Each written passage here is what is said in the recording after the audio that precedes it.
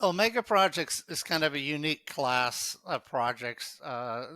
They're really characterized mainly by complexity, Mm-hmm. which is a system which has many parts and a lot of interconnections. And it gets to the point on a mega project where those are very hard to even identify and individually manage. And you may also have multiple project managers working under a program director, just another whole layer of potential for failure and so forth. So the reason, my hypothesis for mega project blowouts is when you have a weak system in general combined with complexity. It's a nasty actor. If you have a strong system and a lot of complexity, it'll tend to keep the project within the normal uncertainty umbrella. So you might have a 5 or 10% cost growth, but that's not going to destroy the economics. Where you get the blowouts is when a weak system and the complexity are together. And essentially what happens is you lose control. Not entirely, but for all practical purposes, your project management actions are not getting the result that you expect, and they compound and build upon each other, and so it's a nasty actor. So while we have the skills individually, possibly putting them together into a team and a system is a whole other matter. And then in mega projects, we have the whole issue of contract strategy and delivery strategy. That's a hot topic nowadays. Yeah. Things like early contractor involvement, all of those play into it. So you have different uh, companies and players and in the project that may have different purposes and different, so that's very hard to coordinate as well.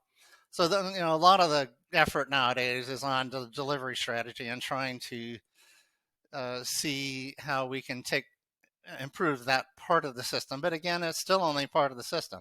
I don't care what contractor or what contract strategy you have, you're still going to have the fundamental issue of the weak system overall.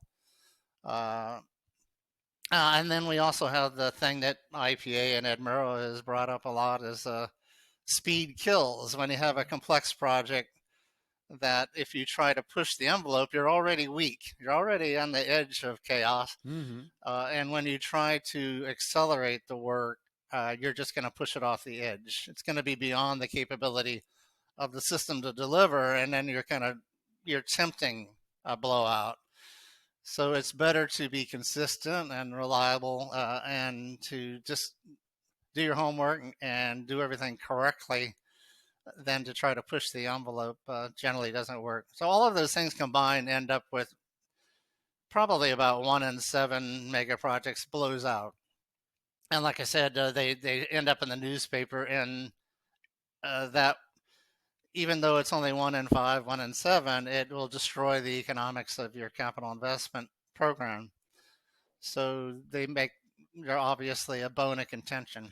But again, I don't believe in the strategic misrepresentation theory. I just believe it's our lack of understanding of what drives uncertainty. By the way, my paper this year at AACE is on a new risk quantification method for complex projects. And, one of the problems is in our early estimates, we fail to recognize that there are still multiple scope options. We haven't decided on them yet. And our risk quantification, what we do is we tend to pick one option and we quantify that. So what I'm telling people is that if you quantify the risk of potential multiple options or scenarios and very easily quantify that, that matches the historical data. So when we have these 57% overruns, it's really just a matter of what we failed to quantify was the multiple possible options within the business scope.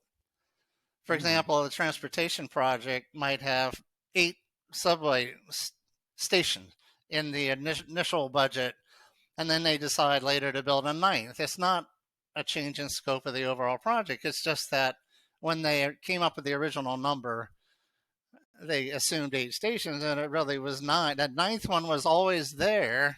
It's just that the base estimate didn't have it.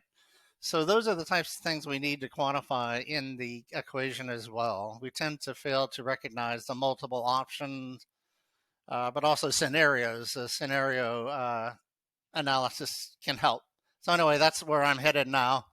My papers and recommended practice will be about that type of issue.